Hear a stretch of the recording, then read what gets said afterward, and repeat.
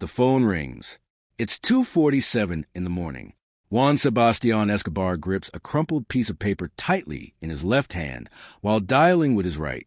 His fingers tremble. 7 rings. Each one feels endless. Finally, a cold voice in English. Speak. Juan inhales deeply. He's there, Manuela. He's there. I have the exact coordinates. Silence on the other end. Then, in 48 hours, don't leave Bogota. Click. Juan hangs up and stares at his hands. They're still shaking. He has just turned in his own father, Pablo Escobar, the most wanted man on the planet.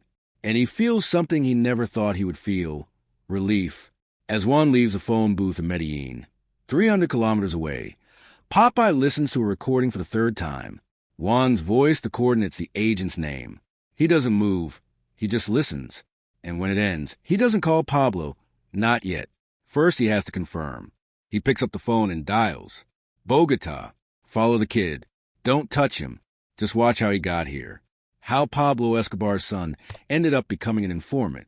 3 days earlier, Juan was in a bar in Bogota when a man sat down beside him. American, cheap suit. Are you Juan Sebastian? Juan almost stood up, but the man grabbed his arm. Relax, I just want to talk. He left a piece of paper on the table. A phone number. Your father is killing innocents, children. You know that. Juan knew it. He had seen it in the news, heard it in Pablo's furious phone calls. I can't do anything. The agent stood up. Yes, you can if you want to. And he left. Juan kept the paper.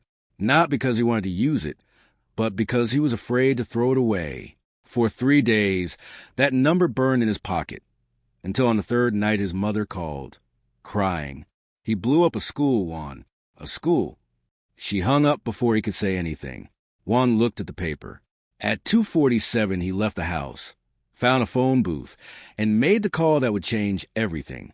Now, 2 days later, he's locked in a hotel room with CNN blasting. His mother, Maria, prays in the corner of the bed. The reporter shouts, operation underway.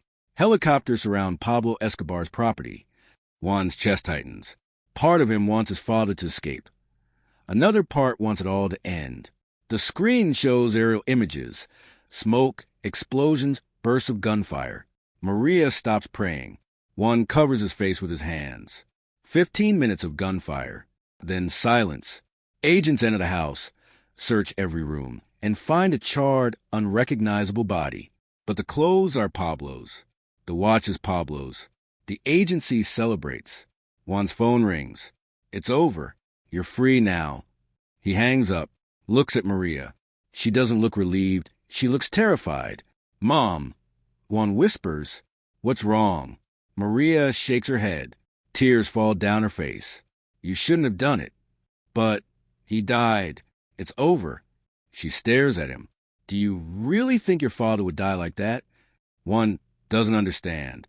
Not until the next morning, when he turns on the television, and a piece of news freezes his blood. The body was not Pablo Escobar's, but a double, a bodyguard with the same height and weight. The DEA is investigating. But one thing is certain, Pablo Escobar is still alive somewhere. Juan's legs give out, and he collapses on the edge of the bed. Maria says nothing. She just watches him with compassion, like someone looking at a condemned man. 3 days later, the phone rings. Unknown number. One almost doesn't answer, but something inside him needs to know. He presses the green button. Silence. Then a voice appears, one he has recognized since childhood, calm, almost affectionate. Juan, it's me, Pablo. One can't form a word. His throat tightens. Dad, I'm still alive, son. Pablo lets out a soft laugh. Thanks to you, the whole world thinks I'm dead. I appreciate it. The sarcasm cuts like a knife. Juan tries to justify himself. Dad, I didn't know what to do. You were killing people, Pablo interrupts, ruining the country, putting your life and your mother's life at risk. He pauses. You're right. I was doing that. Juan didn't expect to hear him admit it. Then you understand? I understand perfectly. Pablo's voice turns colder. You did what you thought was right, and I'm going to do the same. What do you mean? One already suspects it, but he needs to hear it. Pablo sighs. It means the world will find out what you did. The DEA will leak it. They always do. And when that happens, all my enemies will come after you. And every one of my allies will want your head to prove their loyalty. You'll become the most famous traitor in Colombia. One feels the room start to spin. Then I'm dead. No, you're worse than dead. Pablo pauses. You're alone, unless you work for me. One closes his eyes. What do you want me to do? You'll go back to Bogota, find a DEA agent, and tell him you have more information. Pablo speaks slowly, as if explaining something simple to a child. About my partners, about the routes, about everything. One opens his eyes. You want me to be an informant? No, Pablo corrects him. I want you to be my eyes inside the DA. Every operation they plan, you tell me. Every name they discover, you tell me. And in return, I keep you alive. And if I refuse, the question slips out before one can think. Pablo laughs without joy. Then you'll see how long a traitor lasts in Medellin without protection. Silence. One hears only his own breathing. You have 12 hours to decide. Pablo hangs up. Juan looks at Maria. She has heard everything. What do I do, Mom? She doesn't answer. She just hugs him. And Juan understands. There is no choice. There never was. 2 days later, Juan is back in Bogota. He finds the American agent. I have more information. Names, routes, everything. The agent smiles. I knew you'd come back. And so it begins. One gives the first piece of information. A name, an address. The DEA organizes the operation. 20 agents storm the warehouse. They find 50 kilos of cocaine. 3 men are arrested. One receives a call from Pablo. Good job, son. Those 3 work for the Cali cartel. You just did me a favor. One realizes it too late. He isn't betraying Pablo. He's working for him. Every piece of information he gives is authorized. Every DEA move is being manipulated. Pablo isn't running. He's eliminating competition, using his son, using the Federals, and no one notices. 3 weeks later, Juan passes along another name. The operation ends in an ambush. 2 agents dead. One sees it on the news and recognizes the faces. One of them was the man who recruited him, the one who left the paper on the bar table. Juan vomits in the hotel bathroom. When he comes out, the phone is ringing. It's Pablo. You're learning, Juan. Power isn't killing. Power is making others kill for you. One isn't learning. He's collapsing inside. Every night he sees the faces again. Agents, arrested men, destroyed families. And he knows the blood is on his hands. But the worst part isn't that. It's the certainty. There is no way out. Pablo isn't protecting him. He's using him. And when Juan stops being useful, he'll be discarded. 6 months pass. Juan becomes a key piece inside Pablo's operation. The DEA trusts him. The Federals share secret information with him. And Pablo makes millions. He eliminates rivals, secures territory, all by using the son who tried to turn him in. The irony is obvious. So, Juan, did you want to bring me down? Pablo asked during a call. Now you're making me stronger. Funny how everything works. Then the order comes. One never imagined hearing. Today you're going to give me information about Popeye. One freezes. What? Pablo repeats calmly. Popeye is becoming a risk. He knows too much, and he suspects you. And men who suspect are men who talk. Father, he's your right-hand man. He's loyal. Loyalty doesn't last forever, Juan. It's circumstantial, and the circumstances change. Juan hangs up, looks at his reflection in the mirror, and doesn't recognize the man staring back. For 6 months he betrayed strangers. Now he has to betray someone from home, someone he has known since childhood. But what other option is there? Refuse and become Pablo's next target? One picks up the phone and calls the DEA agent. I have Popeye's location. The operation happens the next morning. 12 agents surround Popeye's house in a neighborhood on the outskirts of Medellin. Popeye doesn't surrender. He opens fire. The agents return fire. When the smoke clears, Popeye lies dead on the living room floor. Juan watches the news and feels something inside him break, something that will never return to its place again. Pablo calls that night. "Good work, son." His tone sounds different, almost proud. "Now you understand. Loyalty has nothing to do with affection. It's about surviving. And you survived." Juan doesn't answer. He just listens. "You betrayed me out of desperation. Now you betray everyone out of necessity. See the difference?" Juan ends the call without saying a word. He sits on the edge of the bed. His hands tremble just like they did in that phone booth 6 months earlier. But it isn't fear, it's clarity. Pablo didn't punish him with death. He punished him with a mirror.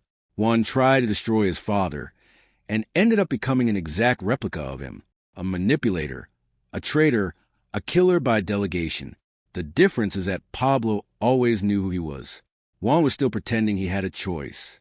2 weeks later, the DA discovers the truth. Not everything, but enough. A veteran agent notices the pattern. Every operation based on Juan's information goes wrong. Either it's a trap or it only hits Pablo's rivals. Never Pablo. The agent confronts Juan in a cafe in Bogota. "You're working for him, aren't you?" Juan denies it, but his eyes betray him. The agent stands up. "You have 24 hours to disappear. After that, I won't be able to protect you." Juan calls Pablo. "They know. I know." Pablo doesn't sound worried. "It was only a matter of time." "What do I do now?" "Now you come home." Pablo says it as if offering refuge. "Medellin, you, Maria, I'll take care of you." Juan hesitates. Going back to Medellin means accepting everything. It means becoming part of the business for good. No more masks. No more line between him and his father. But what alternative does he have? Run where? Pablo has people in 20 countries. The DEA wants to arrest him. His enemies want to kill him. And Maria is alone in Bogota, exposed. Juan has no way out.